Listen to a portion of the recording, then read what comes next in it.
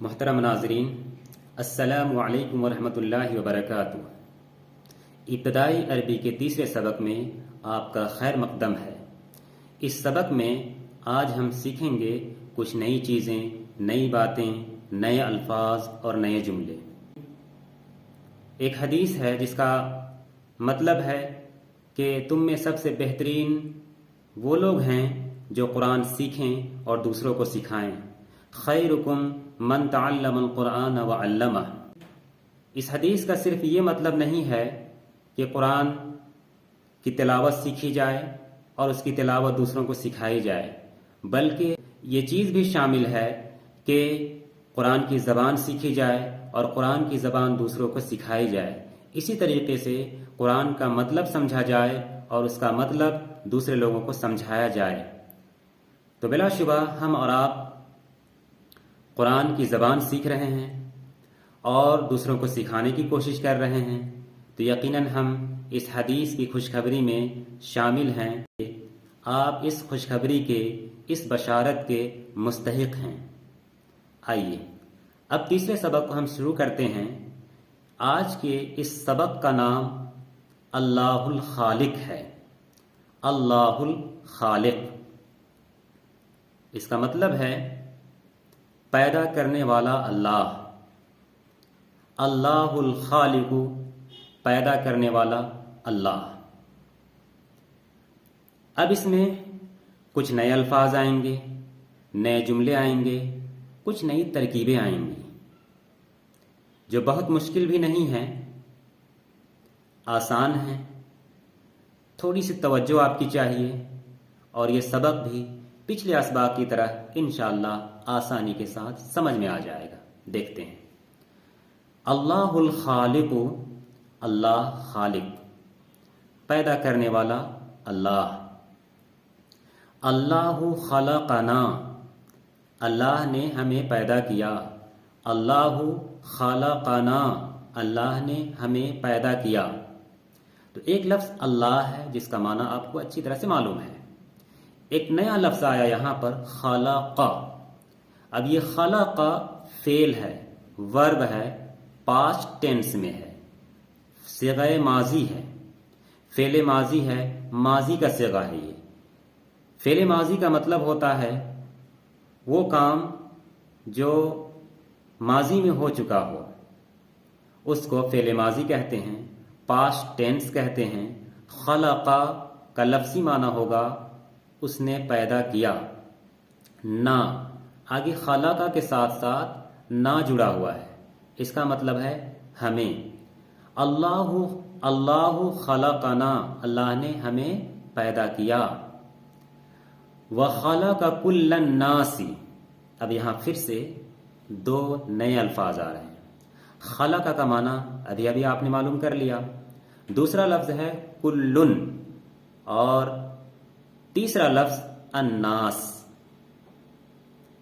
تو ان دونوں نئے لفظ میں کلو کو ہم لیتے ہیں، اس کا معنی ہے تمام، ہر ایک، جیسے کل شیء، ہر چیز۔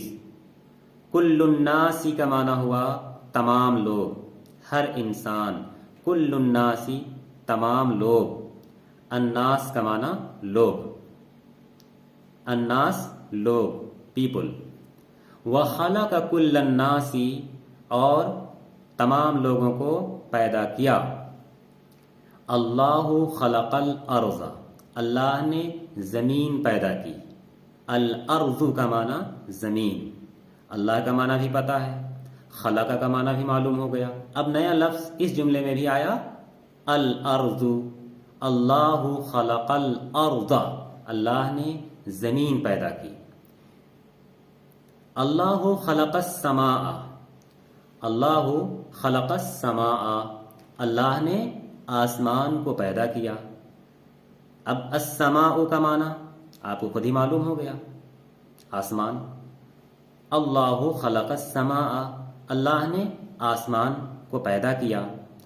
اللہ خلق الشمس، اللہ نے سورج کو پیدا کیا۔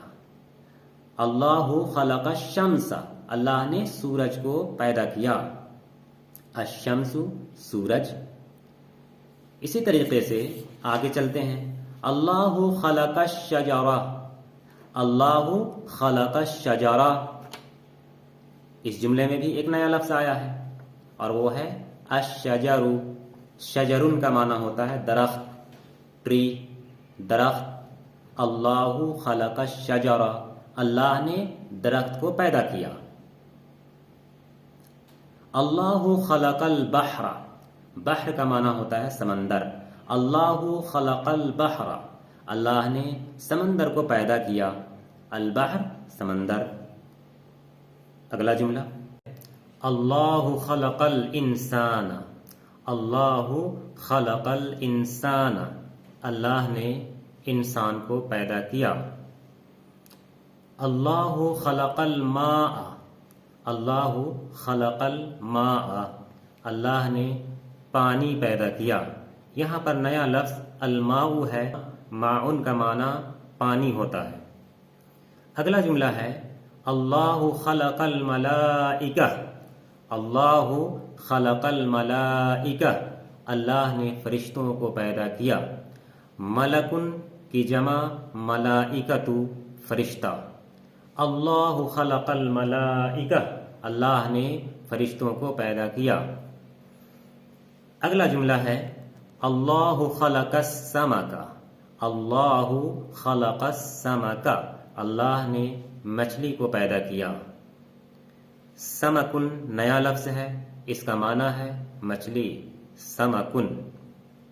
اگلا جملہ ہے اللہ خلق الطائر، اللہ خلق الطائر، اللہ نے پرندے کو پیدا کیا. اللہ نے پرندے کو پیدا کیا. طائر کا معنی پرندہ، یہ نیا لفظ ہے.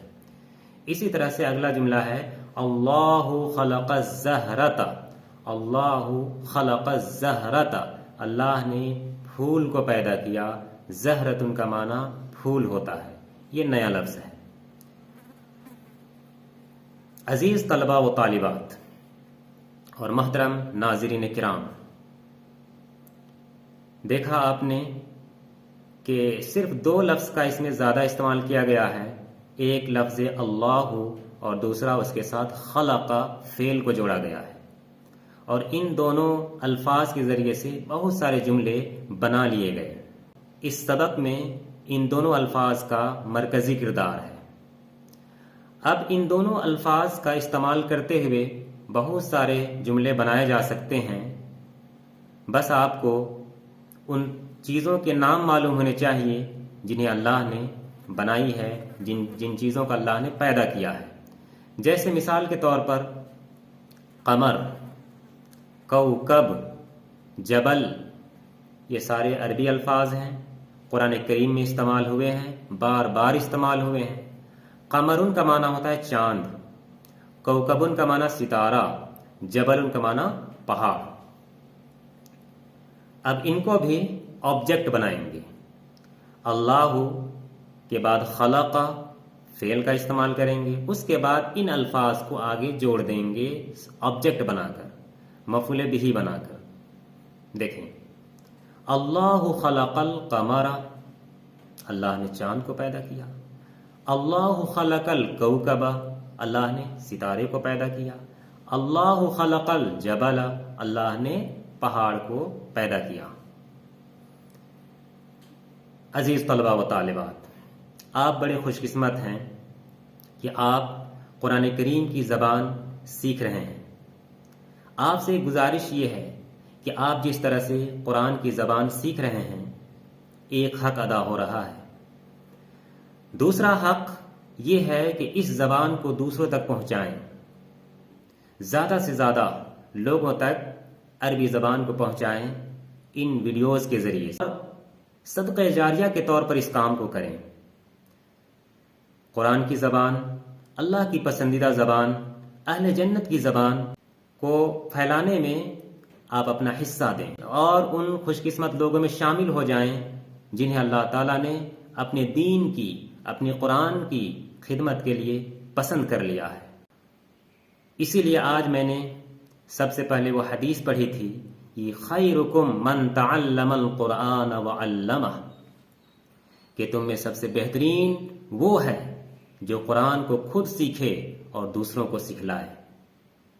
تو بلا شبہ قرآن کو سیکھنے کا مطلب صرف یہ نہیں ہے کہ اس کی تلاوت سیکھی جائے، اس کے اندر قرآن کے الفاظ و حروف کا سیکھنا بھی شامل ہے، تلاوت اور قرأت سیکھنا بھی شامل ہے، اس کی زبان سیکھنا بھی شامل ہے، قرآنی الفاظ کی معانی، مطالب اور تفسیر سیکھنا بھی اس کے اندر شامل ہے۔ یہ ساری چیزیں اس کے اندر شامل ہیں۔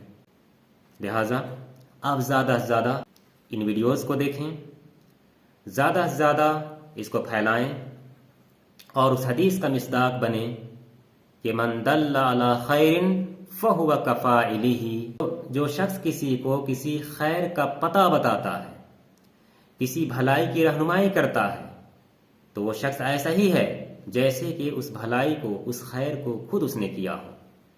تو اللہ تعالیٰ سے دعا ہے کہ اللہ تعالیٰ ہمیں اپنی کتاب کی خدمت کے لیے قبول فرمائے، ہماری محنت کو قبول فرمائے اور اپنی توفیقات سے نوازے۔